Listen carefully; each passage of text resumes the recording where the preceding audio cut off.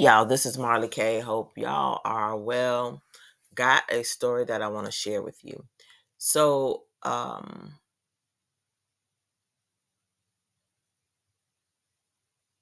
this story came out on November 17th, and I want to talk about it. It's really important because, you know, everything old is going away and the new stuff is coming. So, anytime they talk about new in currency, new gold, new money, new whatever, I'm on it. And so I saw this article from Gainesville Coins, and um, it came out on November the 17th, so I want to share it with you. So it says the Dutch central bank admits it has prepared for a new gold standard. In a recent interview with the Dutch central bank, uh, in a recent interview, the Dutch central bank shares it has equalized its gold reserves relative to GDP to other countries in the Eurozone and outside of Europe. This has been a political decision. If there is a financial crisis, the gold price will skyrocket, and official gold reserves can be used to underpin a new gold standard, according to the Dutch National Bank. These statements confirm what I have been writing for the past years about central banks having prepared for a new international gold standard. Wouldn't a central bank that has one primary objective, maintaining price stability, serve its mandate best by communicating the currency it issues by communicating the currency it issues can be relied on in all circumstances? By saying gold will be the safe haven of choice during a financial collapse, DNB confesses its own currency, the euro, does not weather all storms. Indirectly, DNB encourages people to own gold to be protected from financial shocks, making the transition towards a global-based monetary system more likely. How to prepare for a gold standard. And so this person who is writing this, it says, in my latest article, Europe has been preparing a global gold standard since the 1970s, part two. I have demonstrated that central banks of medium and large economies in the Eurozone have balanced their official gold reserves proportionally to their gross domestic products or GDP to prepare for a gold standard gold price targeting system. My analysis was pieced together by scarce quotes from central banks and data on European gold and foreign exchange holdings. My conclusion was that several medium-sized economies in Europe, the Netherlands, Belgium, Austria, and Portugal, sold large amounts of gold from the 1990s to 2008 to come on par with France, Germany, and Italy. And it says, I wrote, seemingly there are guidelines in the Eurozone for national central banks to hold an appropriate amount of gold relative to GDP. In another article, I revealed that in the early 1990s, the People's Bank of China was buying the gold DNB was selling. By selling gold, Europe was allowing developing countries to buy gold and come on par with the West. China, too, has expressed its desire to bring its gold holdings more in line with the size of its economy, just like the Europeans, and thus to international averages, from a Dutch newspaper in 1993. China announced it is working to build its gold reserves in order to bring it more in line with the Chinese GDP. So this article was from this quote is from 1993. So you can see how long these people have been working to stabilize their economies so that they can, when everything falls, when this fiat currency or this old system falls, they're going to be okay. These central banks, but no, these central banks don't have nothing to do with our economies. The bank's going to be fine, but we is going to be up the creek without a paddle. Which is why if you have money to buy gold or silver. It's really important that you do it now. So it says the above and DNB's most recent confirmation of leveling reserves implies there are international agreements on the distribution of gold holdings. Evenly spread gold reserves internationally are a prerequisite for a smooth transition to a gold standard. If some countries own too much and others own too little, as the case was in the 1970s, a newly implemented gold standard would prove to be deflationary because the ones with too little gold would have to buy in, pushing up the real price of gold. As long as official gold reserves are evenly spread, the nominal gold price can be increased to what it is suited for all countries before introducing a new system. Another sign of Europe having prepared for a new gold arrangement are the repatriations by several countries. In the Eurozone, Germany, the Netherlands, France, and Austria repatriated or redistributed bullion for security reasons while keeping a substantial share of their assets in liquid markets such as London. Additionally, Germany, France, and Sweden that we know of have upgraded gold bars that didn't adhere to current wholesale industry standards. So now all their metal can be traded instantly. So if the money peoples is doing stuff, then you should be paying attention to what the money peoples is doing. That's what I'm going to say. Last but not least, European central banks' communication about gold has become unequivocally clear and candid, stating gold is the bedrock of stability for the international monetary system. Gold is an excellent hedge against adversity. Gold is, and so that's what Germany said. Italy said, I'm sorry, I got it wrong. So Germany said gold is the bedrock of stability for the international monetary system. Of course they would say that. Gold is an excellent hedge against adversity. That's what Italy said.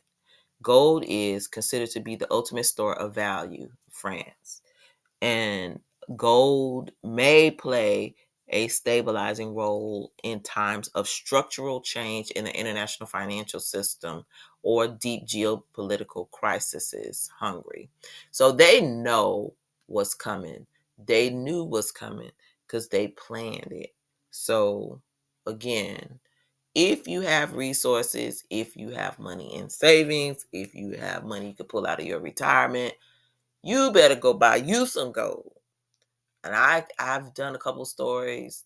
If you go to my channel, the home page for the channel, and do a keyword search on gold. I've done a couple of um, videos on ways that you could buy stores of value, such as gold, and not have to worry about them being confiscated like they were, or taken during a buyback, and then you'd be stuck with your little digital currency. And then once they get all your gold from you, the value goes up more, and then you just without your stuff, or they make it illegal for you to have, like they have done in some countries. So you got to go back and look at history. One thing about history is it don't lie, and there's nothing new under the sun. So you can look for bans, you can look for buybacks, you can look for ways to store smaller quantities that can't be easily confiscated. And then just look at how people were treated who tried to have some wealth or have some resources during rough times or adversity, or as the financial systems transitioned. Um, it's out there. The Dutch central bank comes clean on gold strategy. When I asked European central banks about a legal requirement to equalize their gold reserves, two of them replied there is no such obligation, which is strange given the obvious aligning of reserves over the past decades, illustrated in the charts below and the new comments by DNB.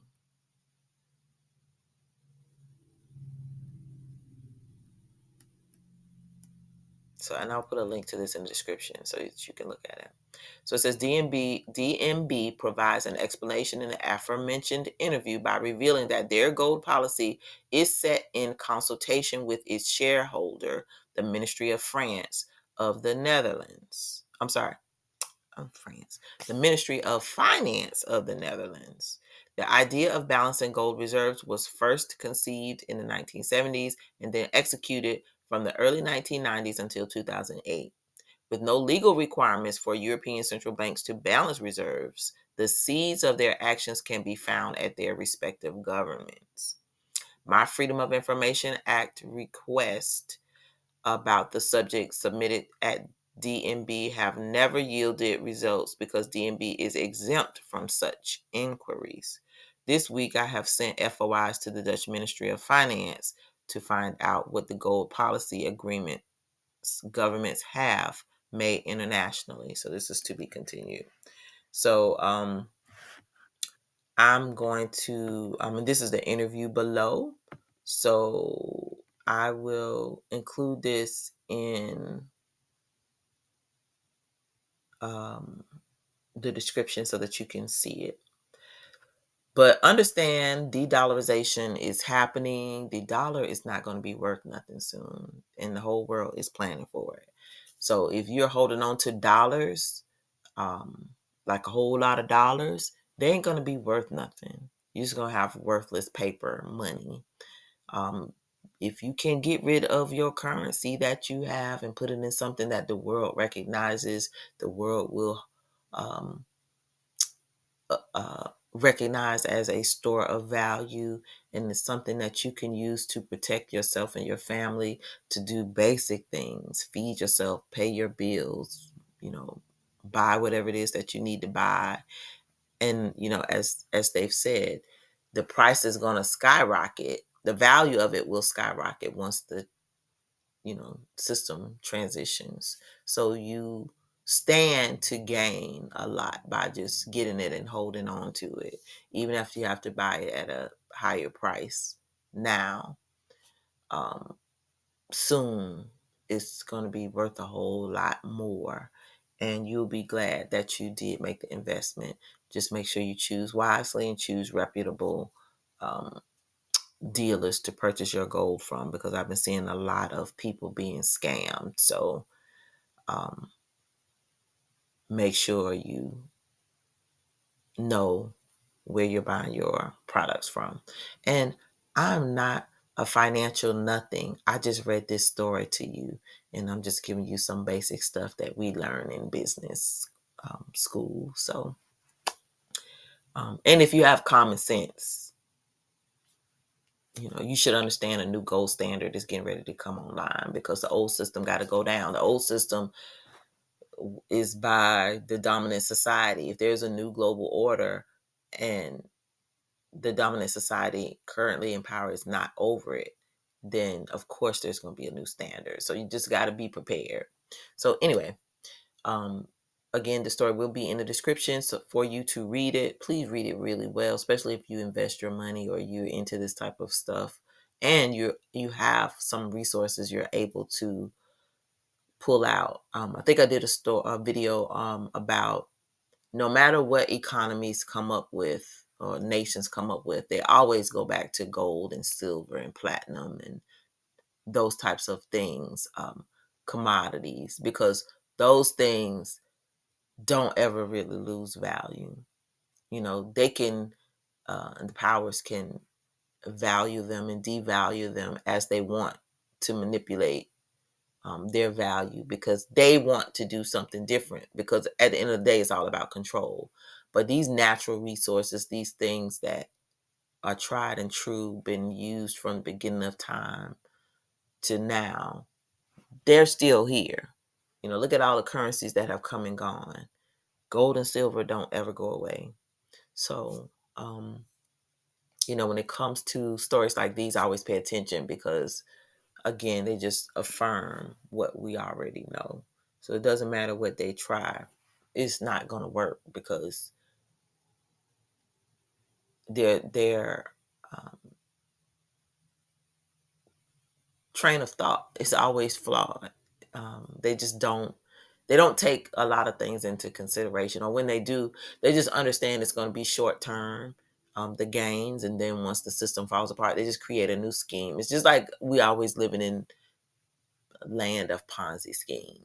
So if you understand that and you see the darkness of this world and the people that create these schemes, you just don't, you don't necessarily feel attached to be a part of any of it. And a lot of people don't understand that. Um, I get accused a lot of having strong convictions, but people just don't understand what come out of her means. And it's a lot of sacrifice, a lot of changing your mindset, and a lot of understanding history.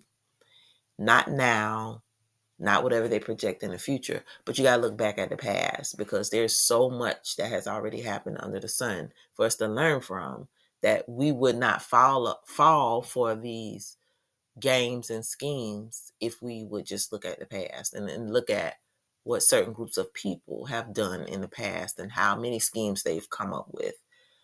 They keep going back to the same old thing. They always got to come back to gold and silver and tangible things, commodities, because those things never lose value.